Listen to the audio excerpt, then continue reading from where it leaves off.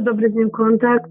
To jest ogromna osobowość i on będzie rozmawiał z tobą z takiej wysokiej, wyższej przestrzeni. Więc ja tobie teraz przeczytam to, co on powiedział do tej pory i możesz chcieć mu zadawać te pozostałe pytania, aczkolwiek on tutaj zwraca uwagę po prostu na ciebie. Daje ci drogowskaz do tego, jakby do wszystkich tych pytań, które zadajesz. On tylko mówi coś takiego, że też zbliża się do swojego końca już. I ja też to czuję. Czuję, że ma problemy jakby z układem oddechowym, ale tam też zalega. Ja nie czuję bólu w ogóle. Tylko i wyłącznie problemy z oddychaniem trochę, nie? On się zastanawia, czy to można coś z tym zrobić, więc daj mi chwilę, bo on jakby próbuje to znaleźć w sobie. Jakieś zioło chyba, jakby on chyba będzie chciał mi pokazać albo coś do wąchania. Nie mam zielonego pojęcia, co to jest. To będzie jakiś olejek, coś, co daleko od niego stoi albo zioło. Wiesz co, Monika, to musiałabyś zobaczyć, czy jest jakiś olejek dla psa, który trochę by pozwolił mu jakby mieć trochę ten głębszy oddech. Bo on jakby jest tak tu zaopiekowany. On ma energię życiową na 100%. Wszystkie parametry ma bardzo wysokie, jakby rozwinięcia swojego wewnętrznej świadomości. Także jest bardzo rozwiniętą istotą. Więc teraz posłuchaj, co on jakby mówi, dobra? Należy słuchać z uważnością, nie przekrzykiwać się, wolniej i mniej mówić. Jakby on pokazuje tobie, że ty bardzo dużo niekiedy mówisz bądź myślisz dużo. Jakby bardzo jest dużo hałasu w tobie, takiego natłoku. I on mówi, że wolniej i mniej mówić, bo to niezrozumiałe, za szybko, za dużo, za głośno w tobie i dlatego nas dobrze nie słyszysz, a my ciebie. Nie chodzi o to, żeby być dobrym dla innych, ale dobrym dla siebie. Nie chodzi o to, żeby bać się pokazywać swoje prawdziwe ja. A ty się boisz, prawda, że zostaniesz nazwana wariatką. Ale to, co to znaczy być wariatką? Jest mi obojętnie, co ona mi założy, nie obchodzi mnie to. Dla mnie w ogóle nie jest to ważne. To, co ma się na sobie, nie jest ważne. Spokój. Powoli spokój. Nam, zwierzętom, niepotrzebne są żadne przedmioty mocy. Moc mamy w sobie. To też powinno wziąć od nas. Skupianie się na tym, co najmniej ciągle ważne. Oczyścić siebie. Najpierw oczyścić siebie i swoje przepływy. Potem znajdziesz odpowiedź na każde zadane pytanie mi dzisiaj. Nie będziesz bała się mówić głośno, że wiesz, kim jesteś, że wiesz, po co każdy człowiek napotkany na twojej drodze był. Każdy przedmiot, zwierzę i sytuację. Na razie tego nie wiesz, bo się boisz. Mówisz, że nie chcesz słuchać, ale nadal nie jesteś szczera ze sobą, bo z innymi nie jesteś i dlatego nas nie słyszysz, tak jak powinnaś słyszeć. Szarik nie pokazuje, że ty kłamiesz. Ty nie jesteś szczera do końca. Wolisz niekiedy przemilczeć to, co masz w sobie. Ty cały czas uważasz, że będziesz musiała dyskutować na ten temat, że ty masz inaczej niż ludzie. On właśnie o tym mówi, że nie jesteś szczera ze sobą. Żeby być miłością, to ja ci teraz wytłumaczę to jakby po swojemu, bo ja wiem, o co mu chodzi. Ale zobacz, żeby być miłością, miłuje się przede wszystkim siebie. Za to, że jest się czystą świadomością. Czysta świadomość nie potrzebuje aprobaty innych. Czysta świadomość nie boi się odrzucenia. Czysta świadomość nie boi się niczego. Ma w sobie tylko odwagę. Ja tylko ci mówię to, co on chciał ci powiedzieć tutaj, no nie? Na dużo jeszcze jakby spraw patrzysz oczami. Jakby patrzysz głową. On właśnie mówi, że ty na niego patrzysz oczami. Że ty go w ogóle nie czujesz. Że ty na niego patrzysz, Monika, tylko i wyłącznie fizycznie. Że ty jakby w ogóle tobie się wydaje, że wiele rzeczy czujesz, ale one przepływają przez twoją głowę. Że to nie jest poczucie, tylko to jest twój mózg. To jest dopowiadanie. Pokazuje, że gdybyś wybrała bardziej ciszę i na przykład jakby w uważności obserwowanie jakby przyrody, zwierząt, twojego organizmu, to co się z tobą dzieje, jakby dla siebie medytowała więcej w spokoju, a nie uruchamiałabyś inne osoby wokół, dużo więcej byś się już w tym momencie dowiedziała na temat, czym jesteś, niż to, co inni ci mówią. Bo jakby korzystasz z wielu źródeł, a każdy z nich ma swoje przekonania. I ty taka, on mi pokazuje, że jesteś takie dziecko we mgle. Pierwsza rzecz jest taka, że przestań zajmować się duperelami, czyli na przykład typu, czy jemu pasuje chustka, czy ktoś dobrze zjadł, czy ten ma jakby kocyk wyprany. Jakby w ogóle dla nich nie ma to znaczenia. Dla ciebie też, żebyś zrozumiała to, jak możesz szybciej odzyskać jakby kontakt ze sobą samą, jest to, żebyś przestała na siebie patrzeć fizycznie. W ogóle fizycznie po prostu przez chwilę, chociaż jakby on pokazuje mi, wiesz, jakiś przez okres jakiegoś czasu, ja nie wiem, ile to ma być, 3 dni, 4, nie wiem, cokolwiek. Po prostu, żebyś się przestała jakby tym przejmować. On mi pokazuje, że jakby z pozycji głowy poszło wiele u ciebie, wiele zgody, wiele akceptacji, ale poszło tylko i wyłącznie z pozycji głowy. Czyli ty mówisz, akceptuję to tak, jak jest. On tak pokazuje mi przynajmniej, nie? I tak, akceptuję to tak, jak jest.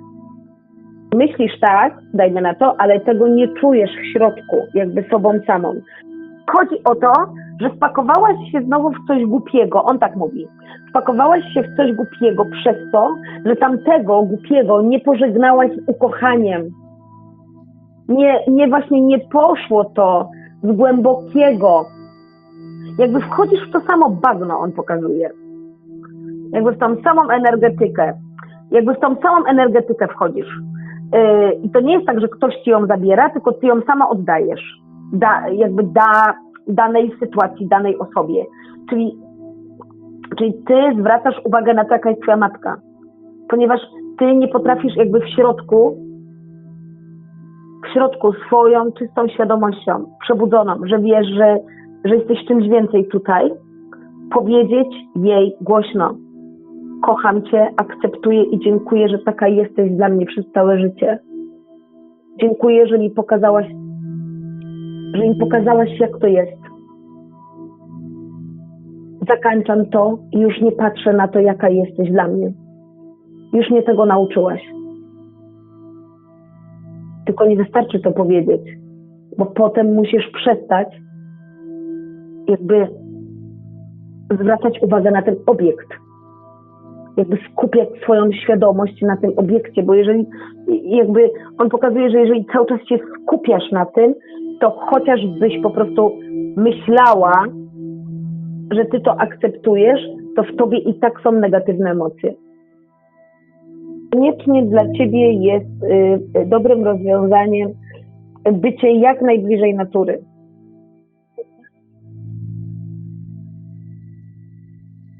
Obojętnie, gdzie się osadzisz, nie jest to ważne. To nie jest ważne w ogóle, gdzie ty się wprowadzisz. Ważne jest, jaka ty będziesz wtedy w sobie. On daje cały czas do zrozumienia, że nie jesteśmy tym. On jakby to pokazuje mi, że nie jesteś tym, co widać. Nie jesteś w tym, co widać. Jesteś w tym, co czujesz. Co wiesz, czym jesteś. No bo zobacz sobie, ja wiem, o czym chodzi.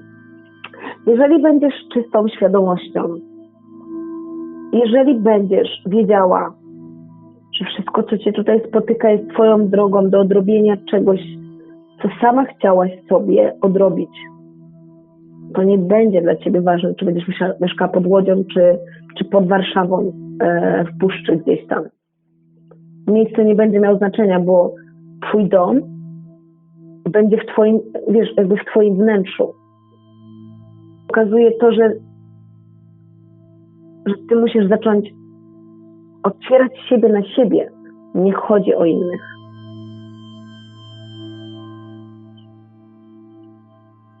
W ogóle nie patrz na innych. On tak mówi. W ogóle nie patrz na innych. Jakby nie robisz, znaczy może w sensie, jakby on mi pokazuje, że ty jakby sobą sama jesteś bardzo dobrą osobą i ty im krzywdy nie robisz, ani energetycznej, ani nic. Jakby twoje samopoczucie bierze się z tego, że sobie robisz. On mówi tak, że w momencie, kiedy ty poczujesz bardzo mocno siebie, to ty je będziesz słyszeć po prostu mimowolnie. Będziesz naprawdę je słyszeć. Tak, on mówi, że bardzo dużo gadasz. Ja nie wiem, czy to jest gadanie, wiesz, tak jak teraz ze mną rozmawiasz, ale jakby będziesz odsłuchiwała sobie swoje nagranie, to będziesz słyszała siebie. Jak bardzo szybko mówisz. Znaczy nie, ale jak szybko mówisz. Jak to bardzo szybko, jakby szybkie te informacje są. No myślę, że to jest chaos tam w tobie.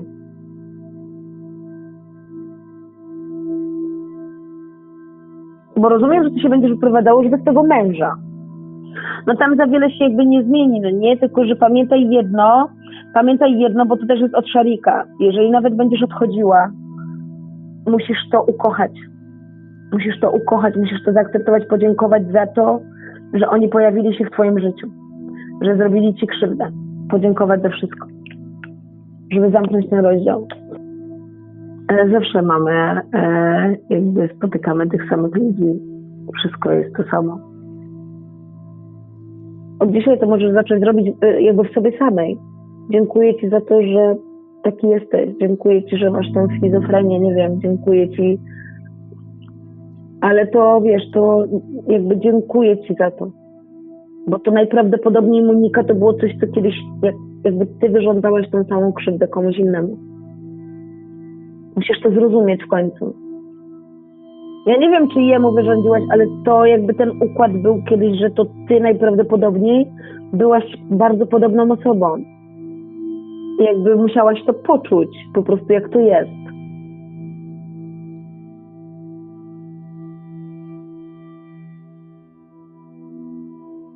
Zobacz, jak robią to opanowane zwierzęta, bo Szarik też tak pokazuje. Odchodzą. Nie, odchodzą. Wychodzą z sytuacji. Opanowane zwierzę nie dyskutuje. Nie traci czasu na dyskusję. Stawia granice, dajmy na to, nie wiem, pies pokazuje mi, że przygniata do ziemi i odchodzi. Nie gryzie, odchodzi. A ty w to brniesz w ogóle. On pokazuje, że ty w to brniesz. Ja ci powiem, jak ja to robię. Ja zawsze zadaję pytanie. Chcesz znać moje zdanie? Czy chcesz dyskutować ze mną? Tak. Jak ktoś mówi, że no ale ja wiesz, ja bym chciał podyskutować na ten temat. A ja mówię, ale słuchaj, ja nie chcę dyskutować z tobą na ten temat, dlatego że ja mam rację i ty masz rację. Ty jesteś w takim etapie swojego życia i ty wierzysz w takie rzeczy, że twoja racja jest najprawdziwszą racją. Ja jestem na takim etapie życia i wierzę w swoje rzeczy, że moja racja jest najprawdziwszą racją. Więc dla mnie jest szkoda czasu i szkoda mojego spokoju po to, żeby z tobą dyskutować na ten temat. I odchodzę. Albo po prostu siedzę i się uśmiecham. Bo mi to już nic nie robi. Ja nie wchodzę w kłótnię. Mi to nic nie robi. Naprawdę, mi to nic nie robi. A zauważysz, że taka energia, kiedy zaczniesz wysoko wibrować, to inne osoby i tak zaczną się same usuwać z twojego życia. Że masz tendencję do tego, że właśnie jak słuchasz kogoś, jak masz te swoje autorytety, to po prostu ty od razu jakby we wszystko wierzysz. Jakby nie sprawdzasz tego na sobie, tylko od razu wierzysz.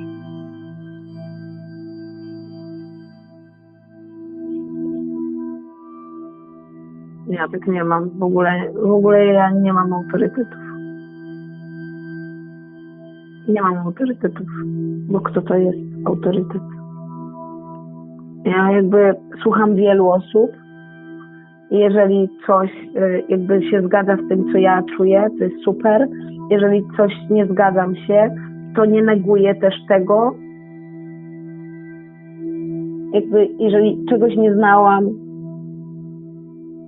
a uważam, że to może być coś naprawdę fajnego, to najpierw sobie to sprawdzę. Ale nie będę tkwiła w tym.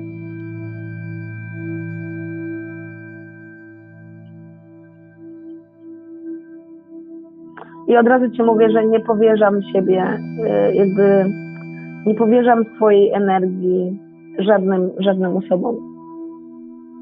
Nigdy tego nie robiłam, nigdy tego nie zrobię. Nigdy nie pozwoliłabym, jakby w ogóle ja nie czuję potrzeby, żeby ktoś jakby, wiesz, swoimi rękoma naprawiał mnie, nie, w ogóle dawał mi nie, w ogóle nie. I ja uważam, że ja mogę siebie uzdrowić, a nie ktoś mnie. Ja mogę podnieść swoje wibracje, a nie ktoś mi będzie podnosił. Ja mogę sobie dać i mogę sobie zabrać. Zabieram właśnie wtedy, kiedy skupiam uwagę na czymś, nie wiem, na oglądaniu telewizji, widzeniu wojny, przeżywaniu to, że inni umierają. Ja tego nie robię w ogóle. Mnie to jakby rozumiejąc, że każdy z nas przeżywa po prostu to, co chciał przeżywać, nie dotyka mnie to. On pokazuje, że my ludzie mamy tendencję do tych przedmiotów mocy. Jakby jeżeli uwierzysz, że on daje ci tą moc, to ty mu dajesz tą moc. To tak. To nie mówi, że to jest złe, no nie? Jakby to nie jest złe. Tylko się zastanowić, nie? No bo on o tych przedmiotach mocy powiedział, że może ty jakby wierzysz w to, że tylko dany ten przedmiot da ci moc, no nie? Nie wiedząc tego, że tak na dobrą sprawę to ty moc sobie dajesz.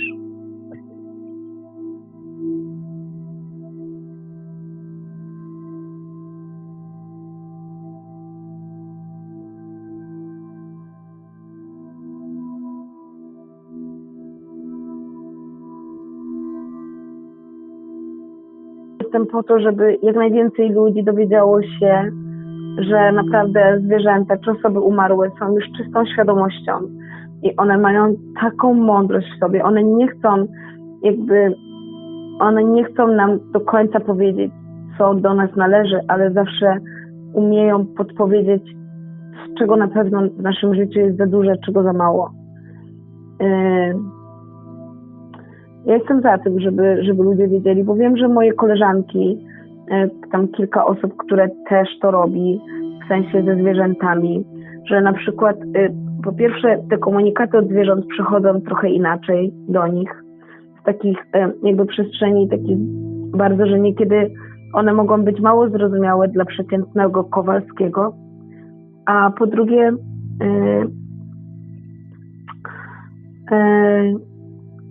one chyba jeszcze nie są aż tak odważne, żeby to wyszło szerzej. Nie chcą chyba się narażać na... W sensie ja już nawet o tym nie myślę, że ja się narażam, bo już o tym nie myślę. To jest jakby już nawet przerobiłam zaginięcia, bo to jest to, co jakby pokazało mi, że jestem odważna, bo żadna z nich nie chciała tego robić, a tylko i wyłącznie dlatego, że to jest najtrudniejszy klient. Ci opiekunowie są najtrudniejsi, te sesje są najtrudniejsze. No bo jakby przekazać że ktoś umarł i na przykład możesz liczyć się z tym, że jakby nie wiesz dlaczego, ale to zwierzę na przykład pokazało ci, że ono nie żyje, a ono się znajdzie za 2 tygodnie i będziesz najgorsza.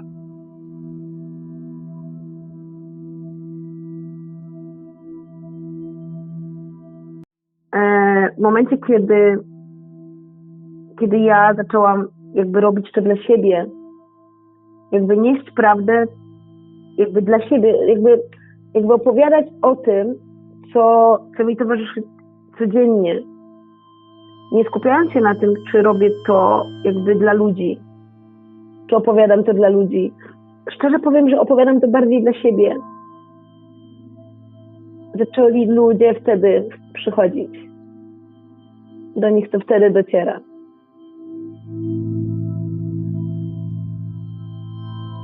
Opowiadam o sobie, naprawdę, opowiadam o sobie dla siebie. Z taką jakby nigdy filmik żaden nie powstał po to, żeby przekonywać kogoś do czegoś. Tylko i właśnie może to jest, wiesz, jakby nie skupiam się na tym, czy przyciągnę osoby, tylko po prostu chcę opowiedzieć, co mnie spotyka, co mnie spotkało. I wtedy to przyciągnie.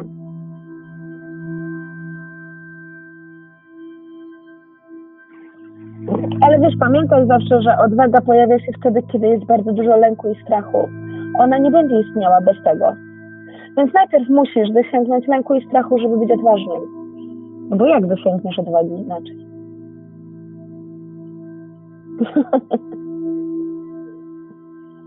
Znaczy ja tak uważam, no nie? Ja sobie tak pomyślałam kiedyś, że najpierw musisz być w lęku i strachu, żeby być odważnym. No bo skoro jesteś zawsze taki sam, ciągle, to nie jest odwaga, to jest po prostu życie wtedy. Jakby bycie w czymś tam. Najpierw musisz się czegoś przestraszyć, żeby albo wyjść z tego, nie? A żeby wyjść z tego, no to ty jesteś wtedy odważny.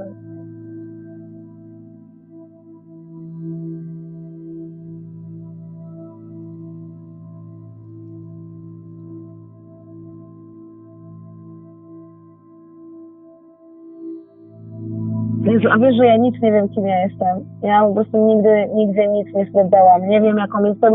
Naprawdę, Dobra, widzisz, ja na przykład nie znam się na liczbach. Nie wiem, jaką jestem numerem.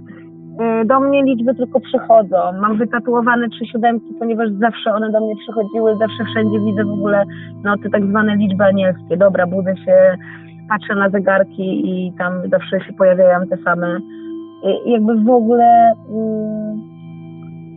No właśnie, widzisz, ja po prostu nie chciałam nigdy, jakby to mnie tak za bardzo nie interesowało, ale teraz wiem też dlaczego w momencie, kiedy robiłam sobie wgląd w siebie sama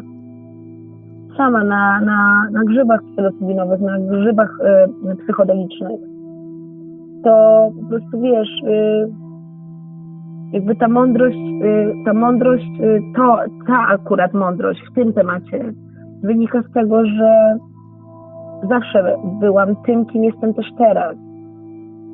I nigdy nie chciałam się niczym sugerować.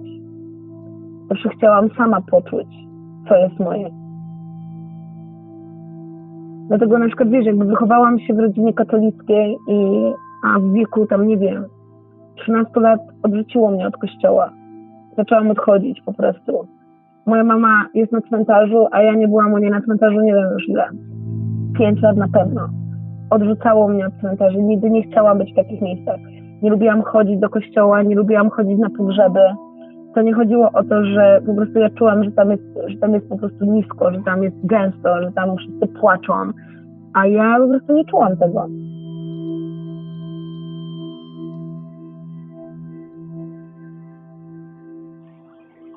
Wiesz, ja nawet nie wiem, co znaczy co oznacza że ktoś dostał bardziej w dupę. No to wiesz, będąc małym dzieckiem i bycie ganianym przez tatę z nożem w ręku. A potem już dobra, jako dorosły człowiek bycie zdradzana przez każdego chłopaka, a potem urodzenie martwego dziecka, 4 dni później po wyjściu do szpitala ginie ci twoja mama w wypadku samochodowym i ty adoptujesz swoją siostrę, która ma 15 lat i rok później rodzi ci się dziecko zdrowe, ale twój mąż zdradza ciebie, więc zostajesz sama z malutkim dzieckiem. Bo wiesz, co oznacza dostanie po dupie, nie? Nie wiem. moje życie nie było usłane różami, wiesz, jakby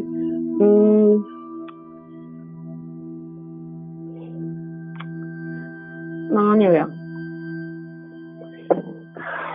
Ja uważam, że trzeba jakby doświadczyć bardzo dużo,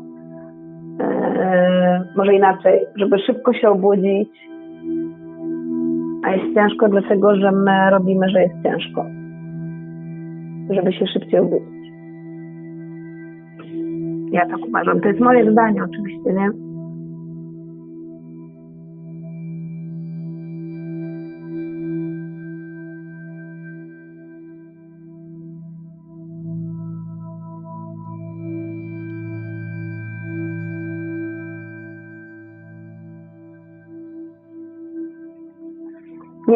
Nie chodzi mu o ciebie.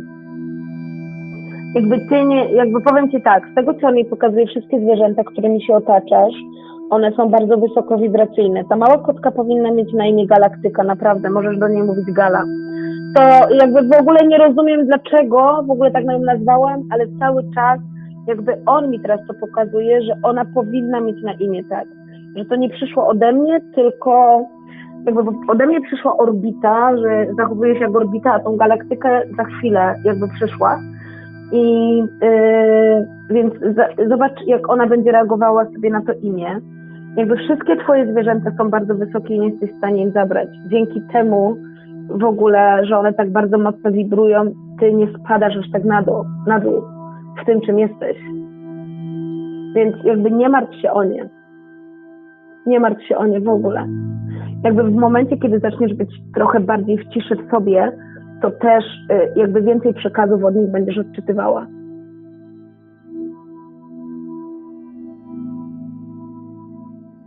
Szarik mówi, nie sądzę. Nie. Ona raczej będzie z tobą. Nie, ona będzie z tobą. Została po tej sterylizacji u ciebie? Wychodzi na dwór? I przychodzi?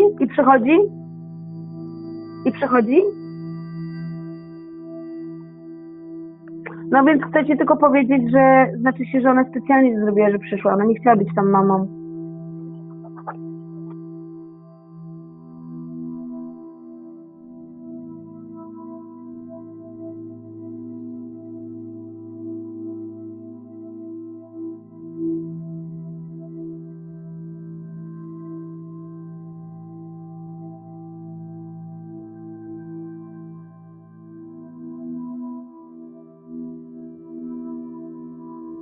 Z mężem jesteś bardzo długo już? Właśnie tak Szalik powiedział, że bardzo długo. Jesteś przekonana, że chcesz odejść od niego?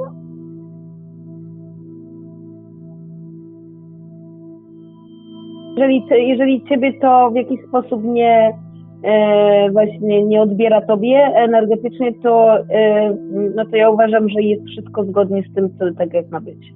Jeżeli się to czuje, że wiesz, że to nie odbiera nic, nie? Nie jest, jakby Szarik cały czas powtarza, nie jest ważne, gdzie zamieszkasz. Ważne jest, co będziesz miała w sobie. Ten twój dom prawdziwy.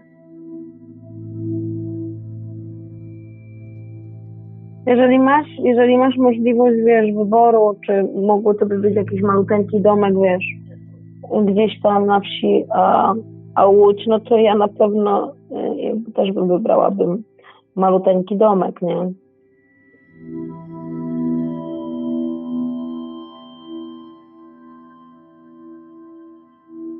Zanim zaczniesz wytyczać granice, to musisz być bardzo w sobie. To też będziesz wiedziała, w jaki sposób wytyczać granice, żeby nie być agresywnym, żeby znowu nisko nie wibrować.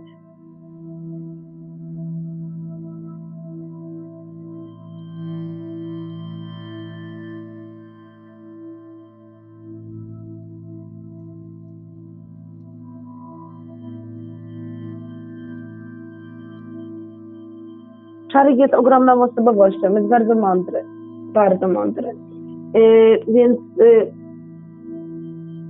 wszystko zależy od ciebie, bo możesz od niego czerpać tej mądrości, możesz na niego patrzeć i też po śmierci możesz czerpać.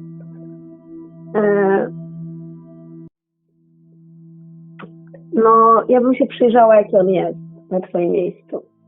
I może jakby, wiesz co, wystarczy po prostu poobserwować go w takiej uważności. Nie tylko fizycznie, ale nawet przy nim usiąść i zamknąć oczy i poczuć go. Czym on jest. I myślę, że to ci może dać dużo po prostu. Wiesz, ja jeszcze tylko ci coś jednego powiem. Ja na przykład sobie zawsze też tak jakby patrzę na to też w ten sposób, że wiesz, Monika, jakby na przykład o tych ludziach na przykład teraz, no nie? Czyli ty na przykład jak patrzysz na to, jaki jest twój mąż, no już jakby pomijając to, że pewnie umówiliście się na to i on ci miał to dać. Po drugie, człowiek nie może dać nic więcej, jak tylko to, co ma w środku. Więc twój mąż, to, co na zewnątrz pokazuje, ma to w środku. I jakby ja też tak patrzę na innych ludzi, że jeżeli ktoś na przykład mówi coś o mnie źle, on nie mówi o mnie źle, tylko o sobie. On jest nieszczęśliwy, nie ja.